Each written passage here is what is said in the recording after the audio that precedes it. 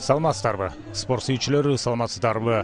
Аралаш мушташ өнөрүнүн жана Муайтайдын күйөрмандары НТ Спорт каналы ВЕФ 80 Selection 26 турниринин экинчи бөлүгүнө назарыңыздарды бурат.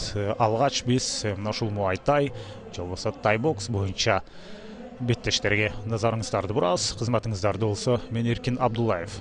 Ушул ВЕФ 80 Selection 26 турнири буга чейин көнүмүш адат болуп калган тордун ичинде эмес, кадимкидей эле мына рингтин ичинде орун алып атат. Азыр болсо сиздердин назарыңыздарда мына тайбокстун өкүлдөрү Ихтияр Каниметов менен Дастан Беккелдиев булар азыр мына ушул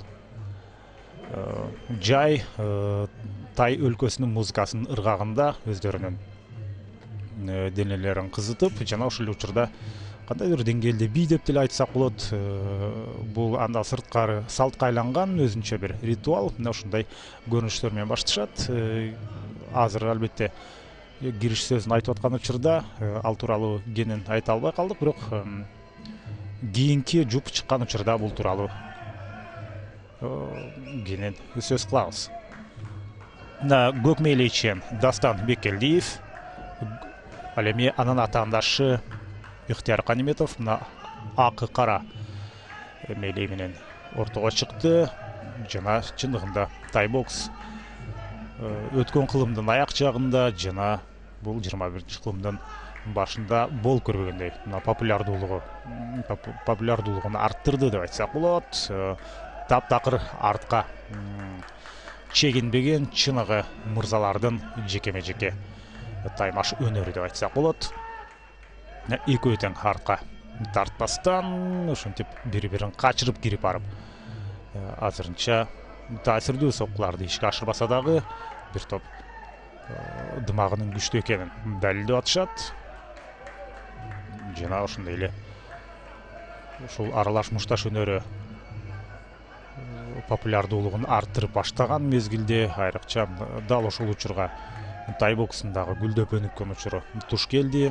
Жок, гүлдөп өнүккөн деп айтсак кандай болот? Негизинен популярдуу болгонго учуру туш келди. Анткени өтө көптөгөн кылымдарды карытып келе жаткан Таиланддагы бул номер 1 спорт дүйнө жүзүнө албетте бир топ кеч тарады деп айтсак болот. Азыр колундагы атайын байланган жип бул жиптин албетте өзүнүн атайын аты бар. Праджат деп аталат. Ошол праджаты бир аз бошоп кеткен экен. Негизинен мушкерлер эки колуна, а кээде бир колуна деле тагып алса болот. Азыр бир топ активдүүлүктү Ихтияр Каниметов баштады жана анын кээ бир соккулары өз максатына таамай тие баштады. Өтө оор спорттун түрү деп айтсак болот.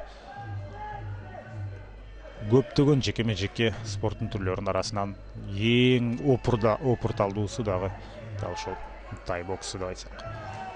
Туура болчу да караңыздар, такыр мында артка чегинүү деген жок. Такыр эмес, эми дээрлик жок. Албетте андай мезгилдер дагы кездешет. Ошентсе дагы тайбокстун түрлөрү бар. Айрыкча ошол өтө оор түрүндө мушкерлер оңой менен артка кайра тартпайт. Алар башалман сериялуу соккуларды узатпаса дагы, бирок ар бир соккуга толугу менен энергиясын кошуп туруп ар бир соккуну аткарат.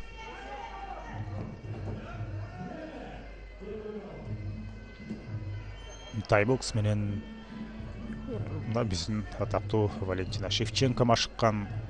Албетте ага чейин таэквондодо жүрүп, андан кийин ошол тайбокс менен машыккан. Жана сырткары биздин Рафаэль Физиев мына UFC'ге кирген дагы бир биздин мекендешибиз. Ушул тайбокстун оор мектебинен өткөн деп айтсак болот. Көз ачканча биринчи раунддагы жыйынтыкталды. Жана азыр секунданттар мүмкүнчүлүктөн пайдаланып өздөрүнүн шакирттерине кеңештерин берип атат. Дастан Беккелдиев менен Ихтияр Каниметов өтө бири-бирине шай келген мушкерлер экенин далилдөөдө. Дастан Беккелдиев 1998 жылы төрөлгөн. 29-июльда, андыктан азырынча 20 жашта. Жакында дагы бир айдан кийин бул жыл менен 21-ге чыгат. Ысык көл облусу, Ысык көл районунан Чоктал деген айылда төрөлүп өскөн. Ошо бирман боксу боюнча ал Кыргызстандын чемпиону, спорттун чеберлигине талапкер, Скорпион спорт клубунда машыгат. Качкынбаев аттуу биздин Кыргызстандагы машыктыруучубуздун шакирти. Экинчи раунд башталды. Жана Дастан Беккелдиев экинчи раундда бир аз активдүүрөөк баштап келген. Жана хайкик ошол учурда сол колу менен ал чабуулду улантып сериялуу жүрүштөргө чыгайын деди эле, бирок өтө бири-бирине жакындап келип калды. Эң кооз спорттун түрлөрүнүн бири. Тайбоксто эгерде легендарлуу мушкерлердин беттештерин карай турган болсоңуздар, канчалык бул спорттун түрү кооз экенине, чындыгында кооз экендигине моюн сунса болот.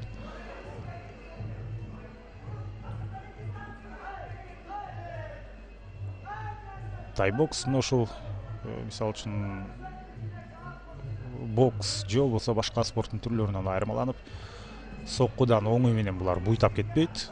Соккуну кабыл алат. Жада калса чыныгы тайбокста ушул колу менен узаткан соккуларды башы менен тоскон учурлар дагы бар. Ушунчалык мына физикалык жактан мыкты даярдыкты талап кылган, жана ушул учурда дымактын күчтүүлүгүн талап кылган спорттун түрү.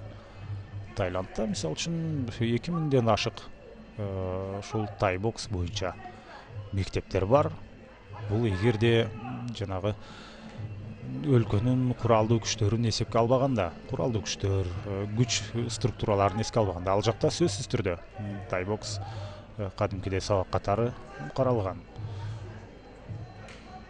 Жана ал жакта бизде мисалы үчүн көкбөрүгө баргандай эле, футболго баргандай, ал жакта тайбокс өтө популярдуу, жана дайыма кайсыл жакта беттеш өтпөсүн зал толуп турат.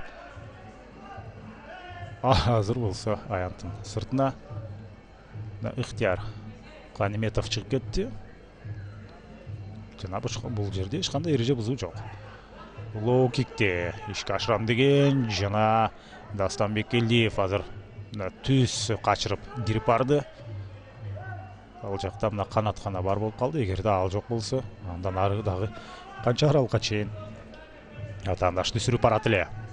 Түз сокку менен каршы экинен дагы 2 ирет сокку затып туруп жерге кулады. Эми булар жаш мушкерлер, ушул тайбокстагы жогорку деңгээлдеги алгачкы кадамдарын таштап атышат. Жана музыканы угуп атасыздарбы? Кана ушул тууралуу да сөз кылсак. Тайбокс дайыма мына ушундай музыканын ыргагында өтөт. Жада калса бизде эми жөн гана музыканы бул жерден диджейлер коюп койду. Таиланддын өзүндө дайыма жандуу музыканын ыргагында беттешти өткөрүшөт дагы. Ошол музыка буларга кадимкидей жанагы беттештин өтүшүнө темп кошуп турат. Кадимкидей ошол музыканын деми менен, эгерде бат музыка болгондо ушундай бат бири-бири менен соккуларын алмашып, же болбосо бат-бат сокку алмашып баштаганда ошол музыканын темпи дагы ылдамдап баштайт дагы. Ошол кандайдыр бир деңгээлде ошол музыканын жана жаралган темпи булардын беттешти андан ары өткөрүүсүнө өзүнүн таасирин берет. Бирок бул башынан баштап андай болгон эмес. Башында тайбокста музыка жөн гана фон катары каралган дагы, бирок убакыттын өтүшү менен акырындап келип, азыр кадимкидей ушул музыка беттештин динамикалуу жана жайыраак экенине өзүнүн таасирин берип турат.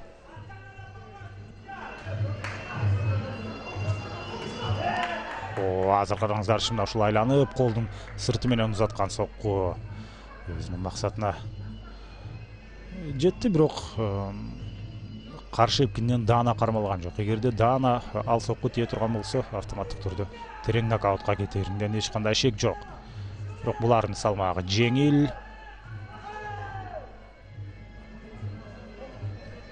Азыркы музыка бул ушул беттеш жүрүп жаткандагы музыка. Ал эми башында булар ушул бийлегенсип, жанагы рингдин ичине кирип туруп өздөрүн беттешке даярдап жаткан учурда ал мезгилде бир аз жайыраак музыка орун алат.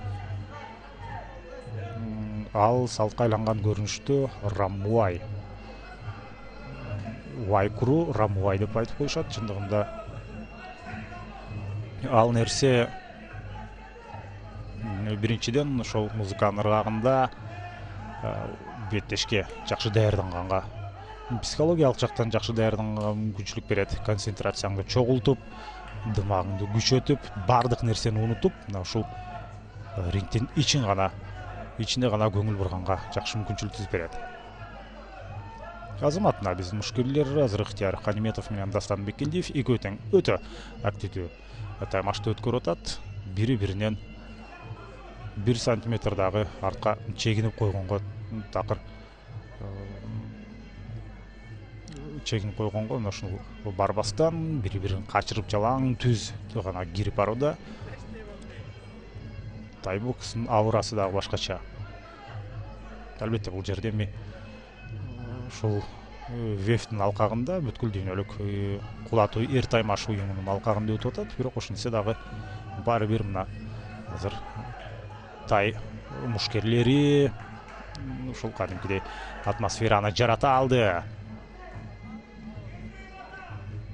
Мына тизе менен бөйрөк талаштыра узатылган соккулар.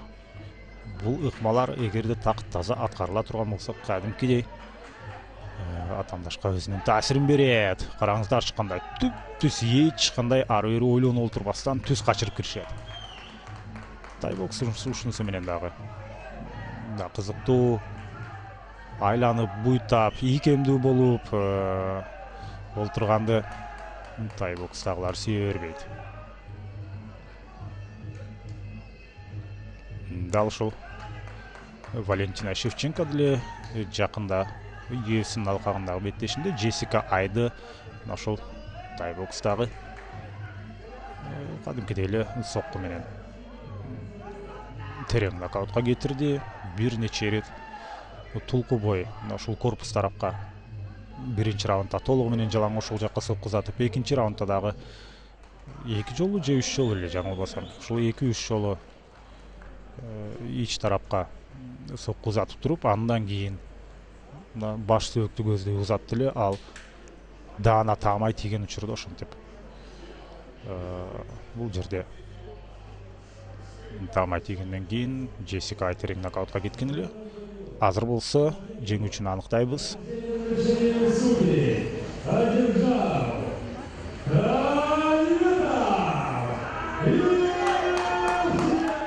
Ыктыяр Каниметов демек эки ача пикир менен, эки ача чечим менен. Калыстардын баары Ыктыяр Каниметовго берген жок, бирок көпчүлүгү ага добуш берди. Ошентип Ыктыяр Каниметов бул алгачкы беттештеги жеңүүчү.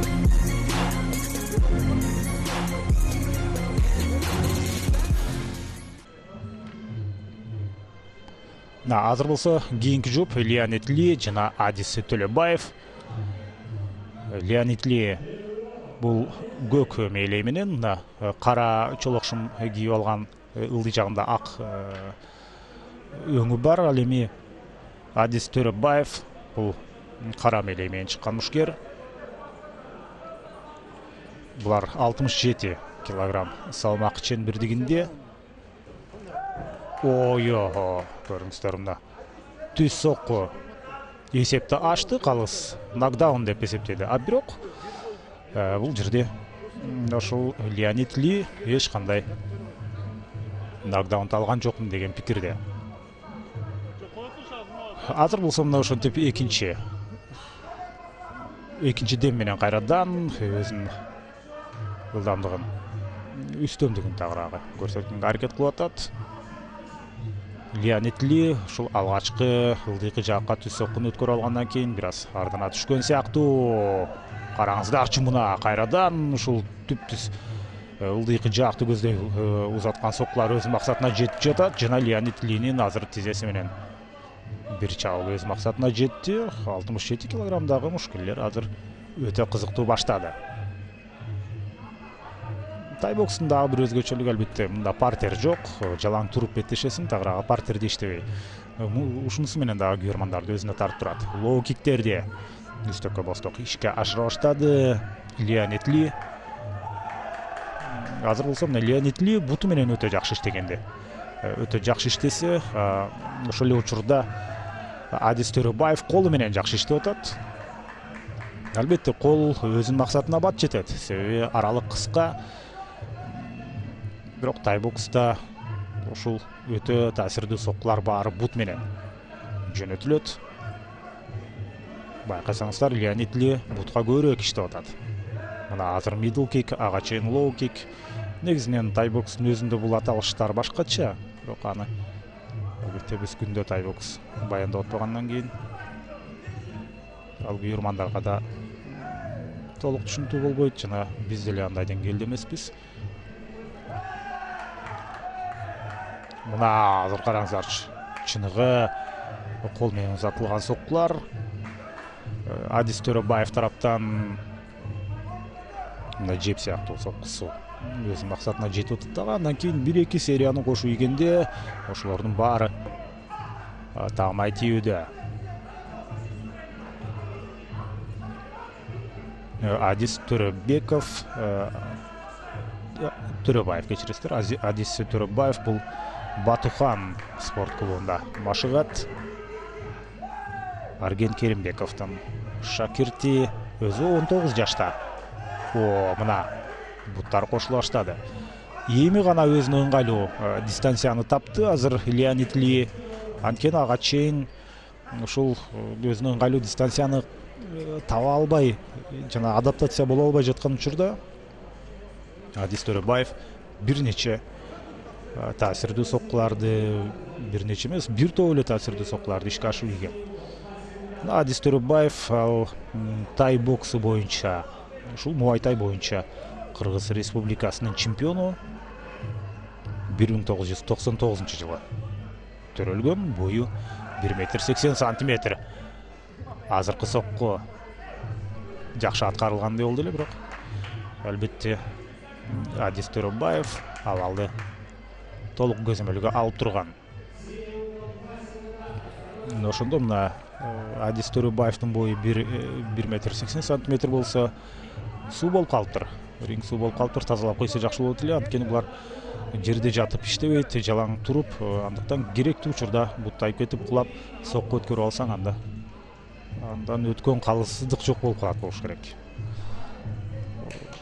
Адис Төрөбаевдин бою 1,80 болсо, мына Леонид Линин бою 1,78 метр. Андыктан бойлорунда кандайдыр бир өзгө чоң деле айырма жок. Охо! Леонид Ли агрессивдүүрөөк өткөрө баштады экинчи раундту. Бирок ал азырынча өзүнүн результатын бере элек. Жоон санга ошол замат тулку бойго мына таман менен, эгерде таман менен башка же бетке сокку узатып кетсе, анда бул кадимкидей шылдыңдоо болуп эсептелет атаандашын. Бул тайбокстагы эштерди мындай жазылбаган, бирок ушунчалык бир өзгөчө сөз боло турган. Мисалы үчүн волейболдо сокку узаткан учурда башка тийсе бир топко чейин сөз боло турган сыяктуу эле. Мына ошол эгерде таман менен бетке башка тээп кетсе, ушундай бир жагымсыз көрүнүш болуп эсептелет. Тишка учуп калды Леонид Ли. Бул дагы тайбокс боюнча Кыргыз Республикасынын чемпиону. Экөө тең чемпион, бирок ар кайсы жылы чемпион болушкан. Леонид Ли 2002 жылы төрөлгөн, 17 жашта. Көк мээлечен 17де, ал эми кара мээле менен беттеш аткан кызыл чолок шымчан ал. 3 жашка улуу атаандашына караганда. Чындап келгенде 2 жаш, 2,5 жаштын тегерегинде улуу. Мындай учурда албетте бул 2 жаш кадимкидей өзүнүн таасирин берет. Ахиллес спорт клубунда башыгат Александр Каноненконун шакирти Леонид Ли, спорттун чеберлигине талапкер, өтө кооз беттешти. Бизге тартуулоодо гана бир аз тай музыкасынын ыргагында беттешти. Беттешке назар салып көрөлү.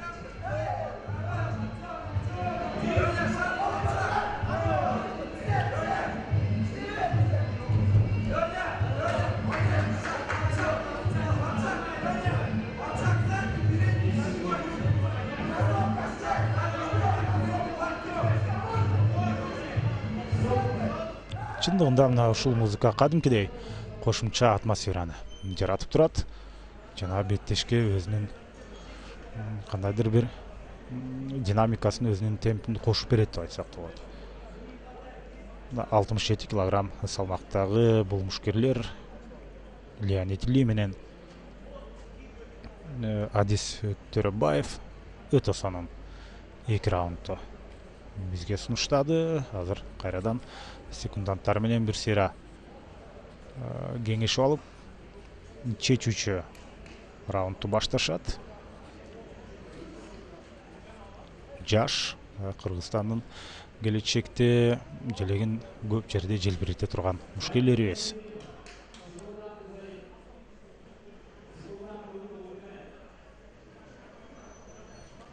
Демек, колдорундагы ушул жанагы атайын байланган мункон аттуу, праджат аттуу, демек, байлангандар да чечилип калган экен. Жана ошондой эле мына биз ушул тамам менен эгерде бетке тепсе, башка тепсе деп айтып аттык эле. Булар тай бокста, анын философиясында ушул баш эң сыйлуу жер болуп эсептелет. Албетте, анткени азыр сол кол менен узаткан сокку Адис Төрөбаевдики Леонид Линин сол оң жагына тамай тийди эле. Ошол баш баарынан бийик тургандыктан ал сыйлуу деп эсептелет дагы. Тай бокста эч качан ошол рингке кирип аткан учурда аралап киришпейт. Алар дайыма ошол рингтин өйдө жагынан өтүшөт, анткени алардын башы кимдир бирөөдөн ылдый болуп калышына жол беришпейт. Ошондуктан алар өтө эңкейип, ылдыйлап таймаш өткөрүшпөстөн, көбүнчөсү мына тикесинен тик туруп, жада калса чыныгы ошол тай бокста легендага айланган мушкерлер, алар баштарын да эңкейтпейт оңой менен, жаактарын да жаап олтурбайт. Өтө көп сокку өткөрүп алды. Леонид Ли, Адис Төрөбаев тай боксту кадимки эле бокска айлантып салды десек болот. Соккулардын баары мына кол аркылуу өз максатына жетип атат. Эми албетте кол менен бут тирешкен учурда кол ылдам болгондуктан артыкчылыкка ээ болуп кетет. Леонид Ли бутун иштеткенге жетишпей атат. Бутун көтөргөнчө эле анын ага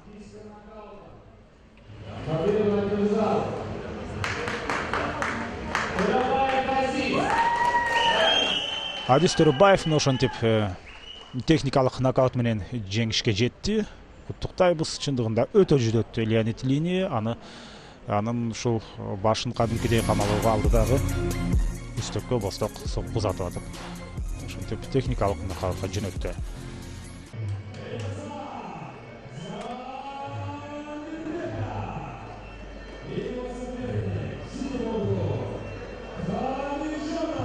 Азыр болсо кийинки Асилбек Хамитжонов менен Элязан Замирбековдун ортодо көрүп атабыз. Булардын башында кийип турган атайын тагылган, азыр жаңы гана мына анын секунданттары алып атат. Бул дагы негизги каада салт болуп эсептелет.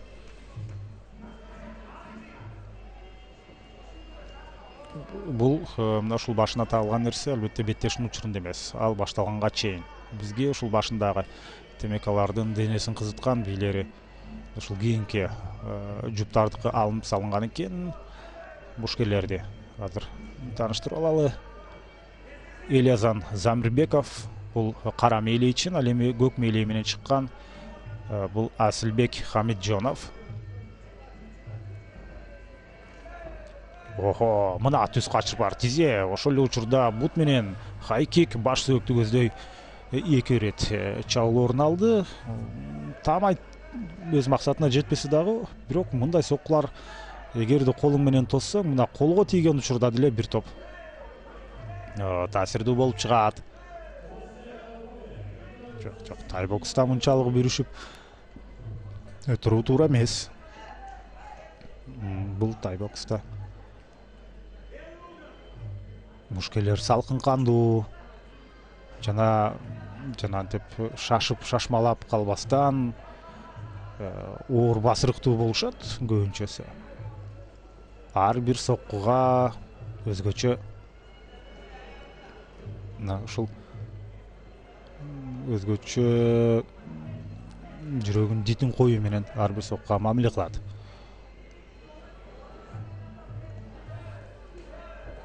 Азыр болсо мына тизе менен дагы бир ирет бет талаштыра соккуну узатты. Жана ошондой эле мына WEF 80 Selection 26 турниринде дал ушул тайбокс боюнча титулдук таймаш бар. Ал Арген Керимбеков менен Саид Абзал Хузурхановдун ортосунда болот.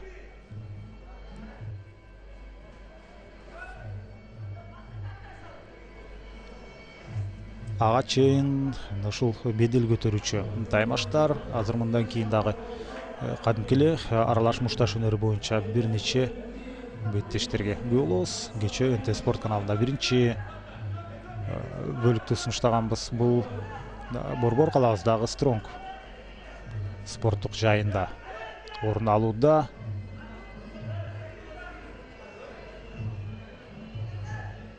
Бул жерде мына эсеп ачылды. Демек нокдаун деп эсептелди. Техникалык нокаут. Мына биздин мекендешибиз ошентип Элиазан Замирбеков жеңишке ээ болду. Ушул сокку узаткан учурда кулагы кандайдыр бир деңгээлде жабыркап калган сыяктуу. Асылбек Хамитжоновдуку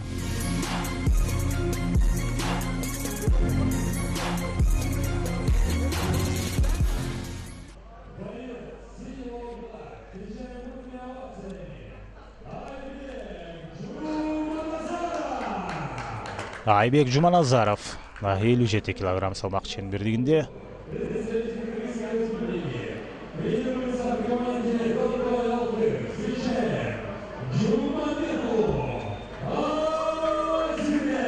Бул болсо мына Азирет Жумабек уулу. Айбек Жуманазаров менен Азирет Жумабек уулу. Бул тайбокс эмес, бул кадимкидей эле биз дайыма НТ Спорт каналында сиздерге сунуштап жүргөн WEF-тин алкагындагы эрежесиз эр уруш. Жакшылап мына дагы бир ирет тааныштырып өтөйүн. Анткени сырткы көрүнүшүнөн чоң айырмачылыктар жок. Ушул жерде азыр ары жакта турганы бул Айбек Жуманазаров. Мына чабуулга чыкканы азыр жок. Бул жерде эми сокку алмашуулар орун алып кетти. Хайкик дагы өз максатына жеткендей болгон. Жана ал учурда өтө динамикалуу таймаш башталып отурат. Ошентип биз тайбокстан кийин кадимки аралаш мушташ өнөрүнүн эрежеси эр уруштун кызуусуна кирип келдик. Бул жерде болсо атаандаштын үстүндө жүргөн Азирет Жумабек уулу Айбек Жуманазаров азырынча ал далысы менен жерде, бирок жөн эле далысы менен жерде жатпастан муун тукмасын колдонгонго аракет кылып атат. Колун чыгарып кете алабы, мойнун чыгарып кете алабы, жандай эмеспи? Такыр кое эрбей койду. Бул жалаң гана чабуул эмес, ошол эле учурда коргонуу деп дагы эсептелмек, бирок башын азыр Айбек Азырет Жумабек уулу чыгарып алды.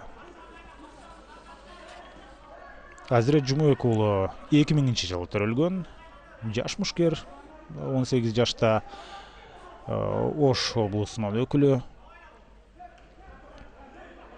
Ошондой эле ВЭФ аматерста жеңишке ээ болгон, андан сырткары ушул ММА боюнча спорттун чебери. Бою 1,68 сантиметр. Бесине Азырет Жумабек уулу тууралуу айттык. Азырет Жумабек уулу бул азыр биринчи номер менен иштеп аткан, атандашты бурчка такап бара жаткан мушкер. Ал эми Айбек Жуманазаров ал Баткен облусу Лейлек районунан, албетте өзү Бишкекте жашайт жана да ушул жакта машыгууларын өткөрүп келет. Тагайби спорт клубунда тарбияланат жана ошол жакта машыгат. Азыр болсо ошол Айбек Жуманазаров өзү бурчта акырында экинчи номер менен туруп атандашын каршы эпкинен кармагысы келип атат. Лоу кик, ал өз максатына жеткен жок, ыңгайлуу дистанцияны кармай албай атат, анткени прессинг жасоону көздөдө. Азырет Жумабек уулу өзүнө бир толе ишенимдүү болгусу келип атат. Ушунусу дагы Азыретке караганда Айбек Жуманазаров жашы улуураак. Айбек Жуманазаров 3 жашка улуу, ал 1997-жылы төрөлгөн. 21 жашта. 22-ге чыгып калды, жада алса соккулар, сокку алмашууларына ушул жерде орун алып баштаган мезгилде тейкдаун Азырет Жумабек уулунун аткаруусунда жана эрежеси рушта тейкдаун менен маселе чечилип калбайт. Албетте окуяны андан ары өнүктүрүү керек. Ал үчүн мына азыркыдай сериялуу соккулар мына ушул жерде демек өндүрдөй жааган соккулар менен жеңишти Азырет Жумабек уулу өзүнүн пайдасына чечип кетти. Азыр соккудан кийин ордунан тура албай калган жок. Бул мына ушул жеңилип калганына бир аз маанай түшүп, ошон үчүн көпкө чейин жерден турбай жатты. Кандай болгон күндө дагы булар жаш мушкерлер, андыктан экөөнө тең келечекте карьерасында чоң ийгиликтерди каалайбыз.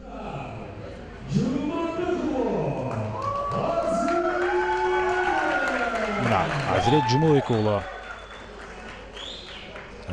уулу ошентип техникалык нокаут менен жеңишти камсыз кылды.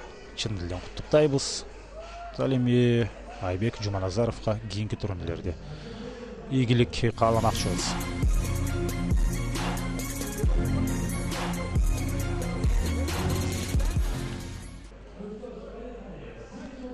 Азыр болсо кийинки мушкерлер Исраиль Абдусаминов менен Самат Кылычбек уулу.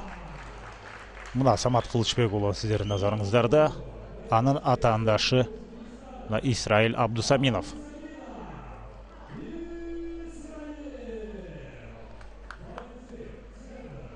Исраиль Абдусалимов бул мушкерлер 61 кг салмак ченбирдигинде беттешет.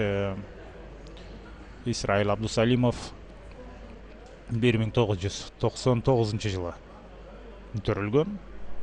Азыркы учурда 20 жашта, Өзбекстандын Наманган деген аймагынан, менин оюмча облус болушу керек. Ошол Наманган аймагынан келген. Бою 1,70 метр. ММА боюнча Өзбекстандын чемпиону Мангуст спорт клубунан буга чейин 2 беттеш өткөрүп, бирөөсүндө уткан жана бирөөсүндө жеңил ызасын тартып калган. Мансур Тугузбаевдин шакирти. Ал мына кара кийимчен, кара чолокшум менен денесине жабышкан кийим кийип алган. Бул өзбекстандык. Ал эми чарала кийим менен бул биздин мекендешибиз Самат Кылычбек уулу ал тууралуу маалымат бере албайбыз, анткени эмнегедир ушул уюштуруучулар тараптан бул Самат Кылычбек уулунун аты жөнүнөн башка эч кандай маалымат берилген эмес.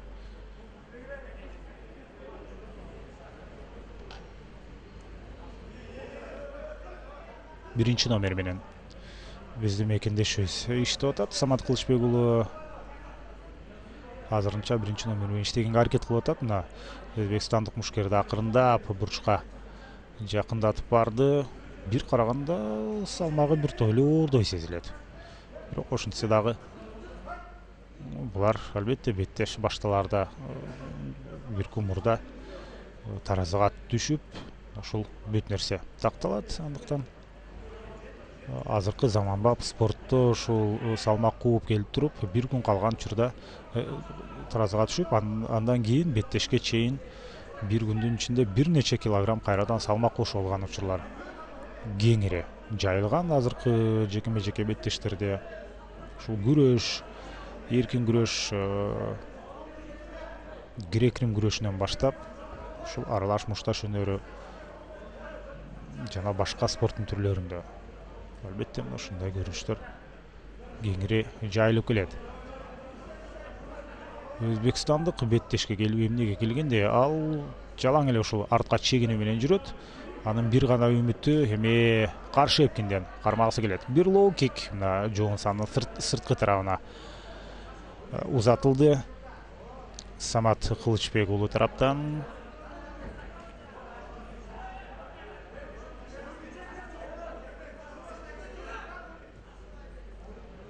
Өзүнө ыңгайлуу дистанцияны кармады Самат Кылычбек уулу.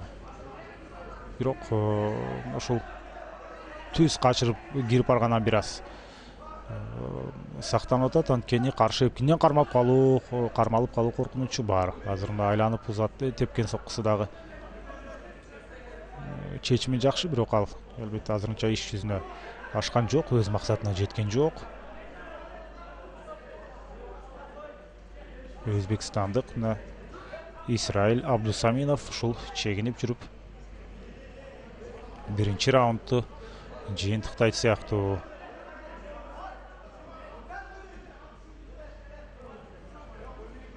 Бир да сокку узат элек го дейм. Менин оюмча анын бир да таамай соккусун көргөн жокмун Исраил Абдусаминовдун. Ушул өзүнө ыңгайлуу дистанцияны издегенден издеп жүрөт. Мына түз соккулар менен кирип барды. Ушул жерде мына кармашкан учурда ич талаштыра тизе менен бир сокку.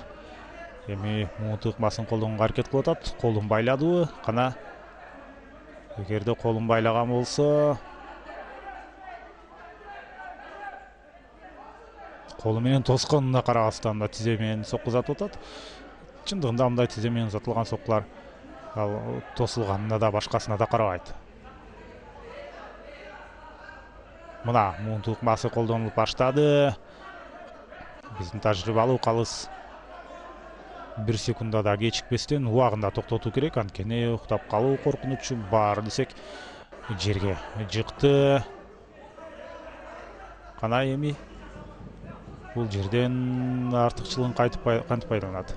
9 секунда 8 биринчи раунд бүтүп бара жатат. Андыктан өзбекстандык мушкерди ушул гонг сактап калат окшойт азыр. Ооба. Мына биринчи раунд аягына чыгып калды.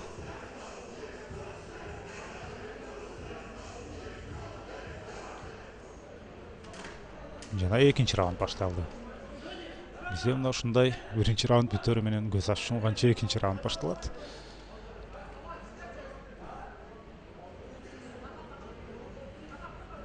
Биринчи 5 мүнөттүк толугу менен биздин жердешибиз кыргызстандык мушкер Самат Кылычбек уулунун пайдасында калды. Өзбекстандык эч нерсе кылган жок. Бирок баары бир абайлаш керек. Аралаш мушташ өнөрүндө бир ийгиликтүү чабуул жеңишти камсыз кылып коюшу толук ыктымал. Ошондуктан азырынча бир гана раундду алды Самат Кылычбек уулу. Экинчи раундда эртерээк кармашып кетишти. Биринчи раундда бир азыраак убакыт калганга чейин андай көрүнүш орун алган жок эле.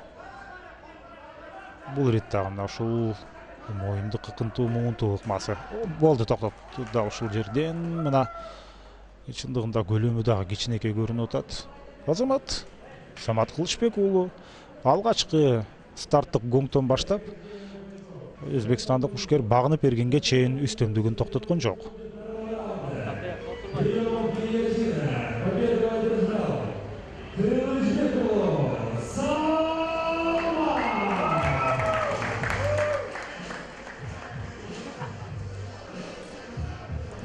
Рамзан Рамазанов бул жерде жүрөт, мүмкүн анын шакирти.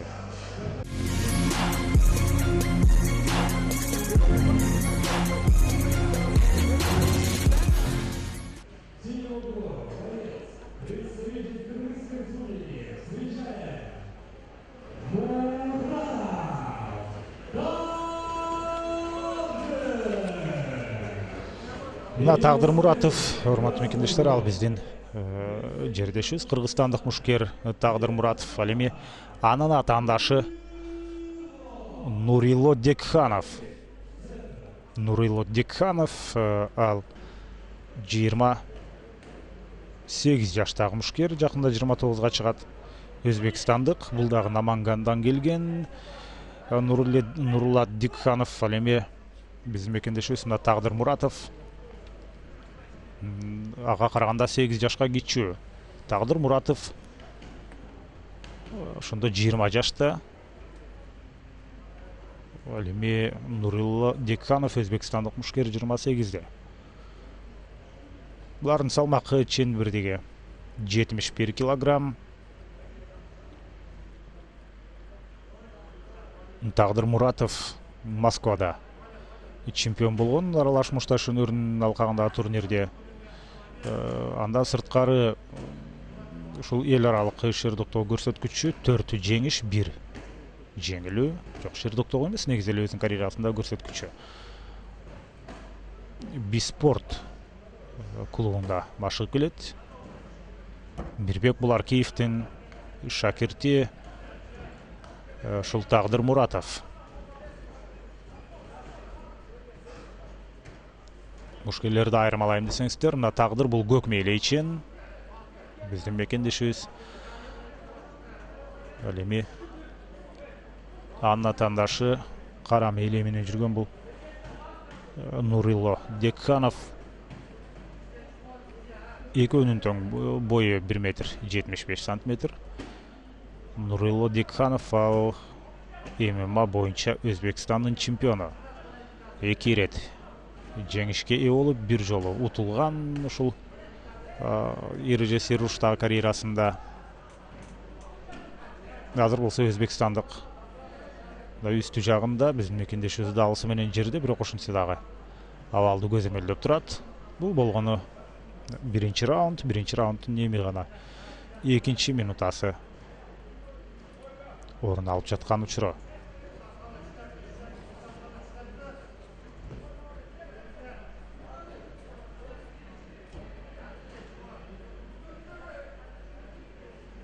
Тагдыр Муратов ушул позициядан такыр кутулуп кете албай жатат. Ордунан туруп кетти. Азамат мына ордунан туруп кеткенге жетишти. Бул ирет эми Вев ошентип рингдин ичинде орун алып атат. Күйөрмандар үчүн дагы көнүмүш эмес адат болуп атат болуш керек. Вев дегенде албетте ушул тордун ичиндеги таймаштарга күйөрмандардын көзү көнгөн. Бул Вев Selection турнири. Selection албетте деңгээл жагынан глобал жана профайттан кийинки 3-чү деңгээлдеги турнир.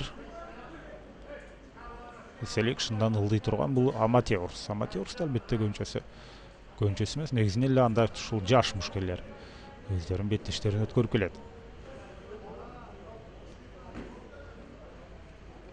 Кайрадан эле ушул өзбекстандык Нурило Декханов өзүнүн ыңгайлуу позициясын ээлеп алды. Тагдыр Муратов азырынча албетте жетиштүү тажрыйба чогултуп көрөлүк. Бирок ошентсе дагы азырынча салкын кандуу, эч кандай шашмалыкка алдырбастан абалды толугу менен көзөмөлдөп турган учуру. Иш талаштырат, бир сокку узатты эле. Кана орундан туруп кете алабы? Атандашын артка өткөрүйдү. Атандашын артка өткөрүйдү дагы. Жыйынтыгында кайрадан далысы менен жерде калды. Биринчи раунд аяктап баратат. Акыркы минутта. Эгерде бир мүнөт чыдап кое турган болсо, албетте ортодо тыныгуу орун алат дагы. Секунданттар менен жакшылап кеңешип, кандайдыр бир тактикалык өзгөртүүлөрдү киргизеби. Антпесе биринчи раундда ушул жылаң далысы менен жерде жатуу менен өткөрүп атат. Убакытты ушул Тагдыр Муратов.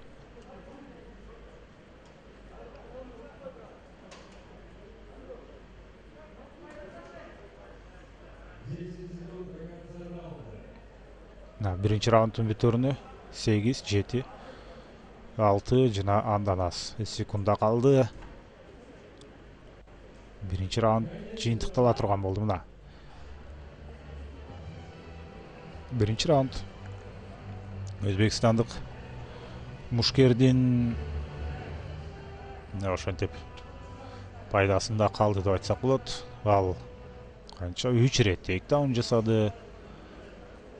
Андан сырткары бет талаштыра эми таамай соккулар болбосо дагы, бирок жакшы эле аракеттер көрүлдү.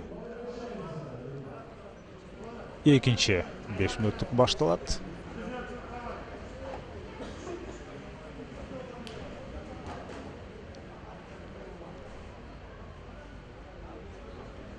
Эмнегедир калыс.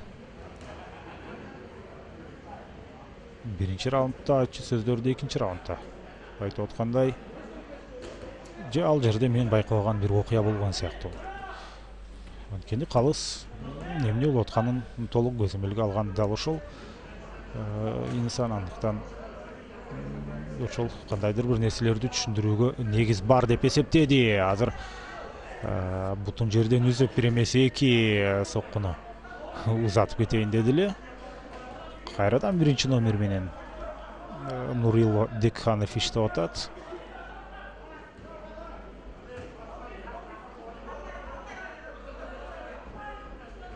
Аягында мына ушул үмүтүн үзбөй, мына мекендешибизди бул ирет дагы жерге жыгып алганга жетишти. Бирок чабуулга чыга элек азырынча.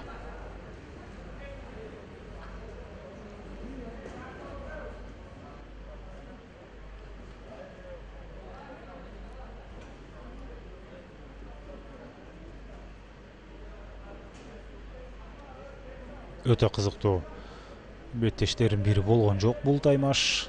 Анткени өзбекстандык жалаң ушундай партерге Тагдыр Муратовду жаткырып алып атат. Ал эми Тагдыр Муратов ушул позициядан чыга албай бир нече ирет кутулуп кетсе деле, бирок кайрадан эле мында ушундай абалга түшүп калып атты. Мына активдүүлүк жок, андыктан беттешти туруп улантуу керек. Өтө туура чечим өз убагында. Дал ушул мен беттештин кызыктуулугу жоголуп бара жатат деген учурда мени уккандай башкы калыс кайрадан туруп беттешти улантууну буйрду. Бул жагы кыргыз күрөш болуп кетти. Кана кимисе бири-бирин чаап кетет. Бутка чапкенедей жабышып атат өзбекстандык Нурило Декханов. Жерге жыкмайынча жаны тынчыда эмес.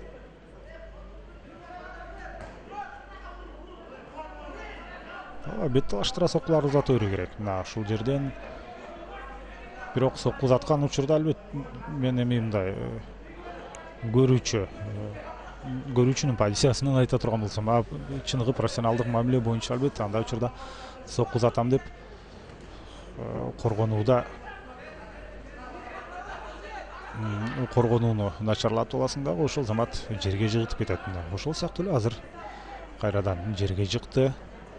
Нурило Деканов мына Тагдыр Муратовду экинчи раундда эле толугу менен өзбекстандыктын пайдасына бара жатат. Анткени Тагдыр Муратовдун чындыгында коргонуудан башка кандайдыр бир активдүүлүгүн көп көргөн жокмун. Бол көрбөгөндө ушундай кысымдуу прессингти жасады дагы. Азыр бир кызыктуу ыкмага түшүп калды. Мунтук ыкмасы орун алып кетпейби? Кана эртерээк ишендүү чыгып кетиши керек. Мунтук ыкмасы бул жерде орун албайт экен. Ошентсе дагы. Кана ыңгайсыз абалда калды. Колун алдырбайды. Токтотуш керек. Колун алдырбайды. Чарчады чындыгында Тагдыр Муратов. Тагдыр Муратовго ийгилик каалайбыз. Эми кийинки жүрүштөрүндө азырынча жаш болгону 20да өтө көп күчүн алып койду. Өзбекстандык мушкер мына тынбай анын бутуна кирип, элине кирип атып, чарчатып, чалыктырып, аягында колун тартып кетти.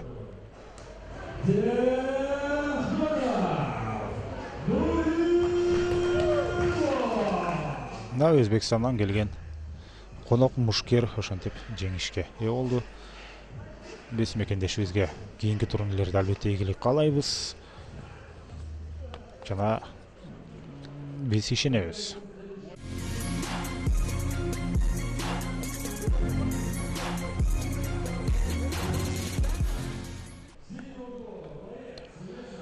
Азыр болсо урматтуу аралаш мушташ өнөрүнүн күйөрмандары Сыймык Жаныбек уулу жана ошондой эле Кайрат Нурбай уулу шоумен деген кайман атка ээ болду. Эсиңиздерде болсо бир күн мурда мына ушул Тони Фергюсондун стилинде кулагына кулак таккыч тагып алып, мына музыка угуп жана таразага түшүү, бетме бетке келген учурда чыккан дал ушул Кайрат Нурбай уулу. Ал ак мээлей менен мына оң жактагы мушкер ал эми анын атаандашы Сыймык Жаныбек уулу.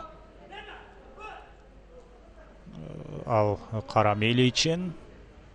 Ушул жуптан өтө көп нерсени күтөм. Мына демек сиздерде хайкик жана ошол замат бет талаштыра бир сокку мындай активдүүлүктө мына чыныгы Тони Фергюсондун демек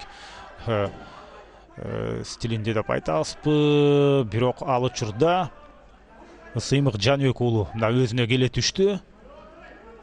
Азыр Сыймык Жаныбек уулу үстүндө, кайрадан алдалысы менен жерде калды. Ушул жерден мына эми Кайрат Нурбай уулу позициясын оңдоп кеткен. Ары тоголонуп, бери тоголонуп атат жана муунтук ыкмасын колдонуп кеткенге сонун бир шарт бар. Моюнга колду киргизди. Кайрат Нурбай уулу жөн жерден демек ошондой кечээ стердаунда бетме бетте өзүнчө бийлеп чыкпаган экен. Мына беттеши дагы өтө кызыктуу болуп чыкты, бирок ушул сонун мүмкүнчүлүктү кетирип алды. Кетирип эле албастан өз ыңгайсыз позицияда азыр калып атат. Сыймык Жаныбек уулу андан ашып кем калбаган мушкер экенин далилдеп, алгачкы ушул баштапкы Кайраттын соккуларынан жана анын прессингинен кутулуп чыгып кетти дагы. Колун тарткан атат. Колун кармады. Жана түшүп калды дейм. Колун тартып кетүү мүмкүн эмес дейм эми. Ыкма өтө таза болуп бараткандай. Токтотуш керек мына. Өтө кызыктуу беттеш. Кайрат Нурбай уулу иш жүзүндө утулду, бирок бул беттеште экөө тең утулган жок деп айтсак болот. Бирок Сыймык Жаныбек уулу азаматына өзүн татыктуу көрсөтө алды.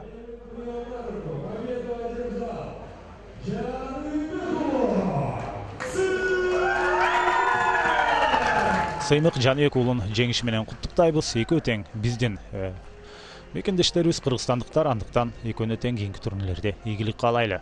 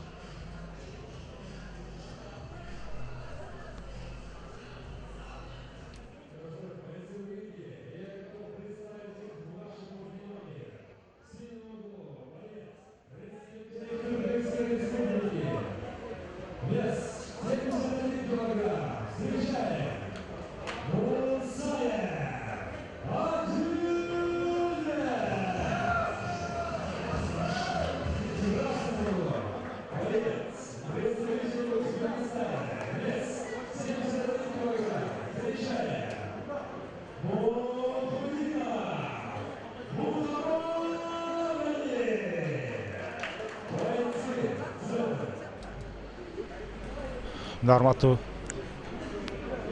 ережесі руштың германдары Адлет Мусаев менен Мухаммадали Мухуддинов. Ушул эки мушкер 71 килограмм салмак чембирдигинде азыр. Жеңүүчүлөрдү аныктайт. Кызыл чолокшум менен Адлет Мусаев. Биздин мекендешибиз кызыл өңү кошулган, кара кызыл. Ал эми кара чолокшум менен бул Мухаммадали Мухуддинов. Мухаммадали Мухуддинов ал Бишкек шаарында төрөлгөн, 1991 жылы панкратион боюнча Кыргыз Республикасынын чемпиону, Fighter KG спорт клубунда машыгып келет. Азыр болсо Адлет Мусаев. Адлет Мусаев тууралуу азыр айтып өттүк. Адлет Мусаев өтө активдүү баштады. Өзбекстандык мушкерди мына жерге жаткырып алып, Мухаммадали Мухаммуддиновду 6 жашка кичүү Адлет Мусаевга караганда азыр ушул позицияда бирок ортороко жайгашышы керек, себеби башы ушул арканын сыртына чыгып кетти эле. ММА боюнча Өзбекстандын чемпиону Мухаммадали Мухаммуддинов. Сериялуу соккулар. Бул абалдан кутулуп чыга албайт кудем, токтоткону жакшы. Өтө оор соккуларды өткөрүп алды өзбекстандык. Ал эми Адлет Мусаев ишенимдүү жеңишти камсыз кылды. Буга чейин 2 ирет жеңүүчү аталган. Бул өзүнүн карьерасындагы 3-чү жеңиши. Азаматсың. Адлет Мусаев расмий чечимди кылып коелу.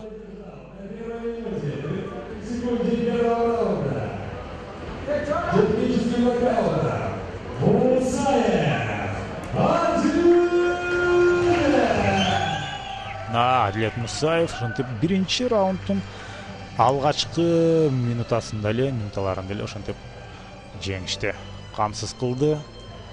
Даярдыгы жакшы экен, дымагы күчтүү экен.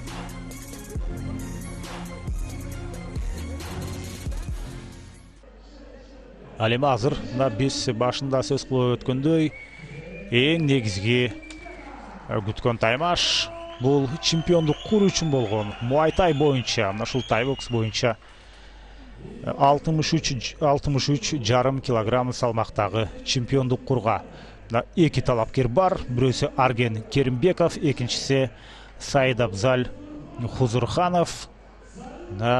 Ушул чемпиондук кур эки мушкердин бирөөсүнө гана буйрат. Арген Керимбеков менен Саидабзаль Хузурханов. Кайрадан тай музыкасы жаңырып баштады. Ошонун ыргагында эми жеңүүчүнү аныктайбыз. Кара мээличен Арген Керимбеков, көк мээличен Санабзаль Хузурханов. Күчү дегенде эле мына тизеси менен бет талаштыра сокку узатып кирип барды. Арген Керимбеков бул Шумкар спорт клубунун өкүлү. Буга чейин 2 ирет рингге чыгып экөөнү тең жеңүүчү аталган. Елена Шевченконун шакирти бул деген атактуу Валентина жана Антонина Шевченконун апасы. Ошонун кол астында машыгып келет. Ал студенттер арасында 2018 жылы дүйнө чемпионатында коло байгени тагынган кыргызстандык мушкер. Ошондой эле тай боксу боюнча спорттун чебери, бою 1,73 сантиметр, 63,5 килограмм салмак чендирдигинде. Ошентип чемпиондук куруу үчүн ат салышып атат. Өтө активдүү болуп атат биздин мекендешибиз. Мына үстөккө босток чабуулдарды ишке ашырууда. Бет талаштыра бир сокку. Тулку бойго дагы чабуулдар. Өзбекстандык экинчи номер менен иштөөсүнүн такыр эле ал биздин мекендешибиздин фонунда өтө алсыз көрүнүп атат.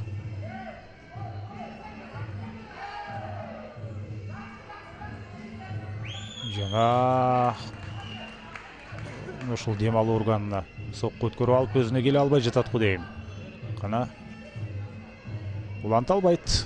Ушул ички тулку бойго кубаттуу сокко өткөрүп алды. Ошондуктан демек ал беттештүү уланта албайт. Ал эми чемпиондук курдун ээси аныкталды. Ал Арген Керимбеков.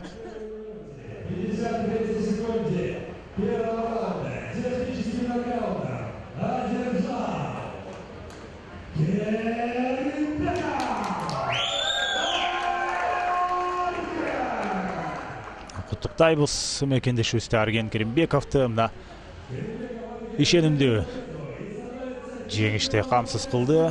Эмил Токтогонов бүткүл дүйнөлүк мына ВЕФ World Airtime Match Federation федерациясынын уюмунун вице-президенти Эмил Токтогонов өз учурунда Кыргызстандын желегин желбиреп жүргөн атактуу Эмил Токтогоновна өзү тапшырды. Урматтуу мекендештер, биз сиздер менен коштошобуз. Кызматыңыздарда мен Эркин Абдуллаев болдум. Кийинки эфирлерден жолукканча саламатта калыңыздар.